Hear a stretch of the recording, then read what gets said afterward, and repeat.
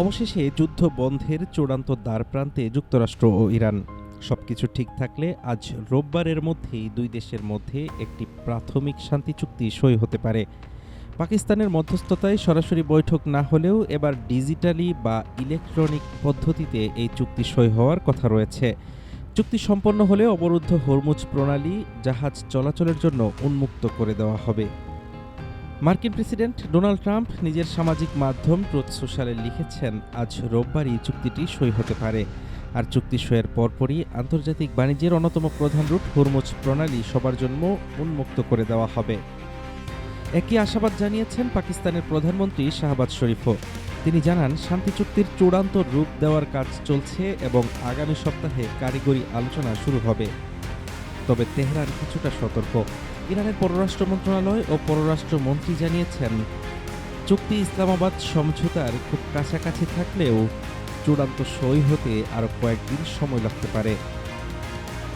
তবে প্রশ্ন উঠছে, কি থাকছে এই প্রস্তাবিত চুক্তিতে?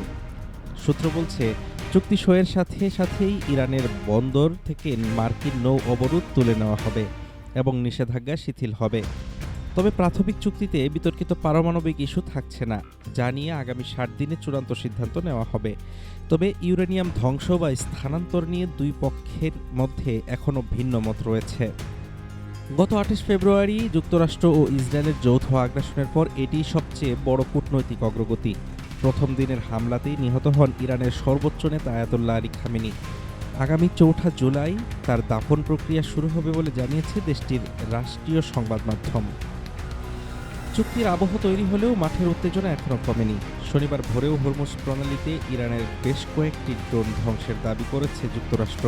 একই সাথে তেহরান তাদের মজুতকৃত 440 কেজি সমৃদ্ধ ইউরেনিয়াম রক্ষায় ভূগর্ভস্থ টানেলে মাইন পুঁতে ও প্রবেশপথ ধ্বংস করে নিরাপত্তা আরও জোরদার করেছে, যা মার্কিন বাহিনীর জন্য ইউরেনিয়াম জব্দ করার কাজকে করে তুলেছে অত্যন্ত ঝুঁকিপূর্ণ। হাফিজুর রহমান তুষার, ঢাকা টুডে।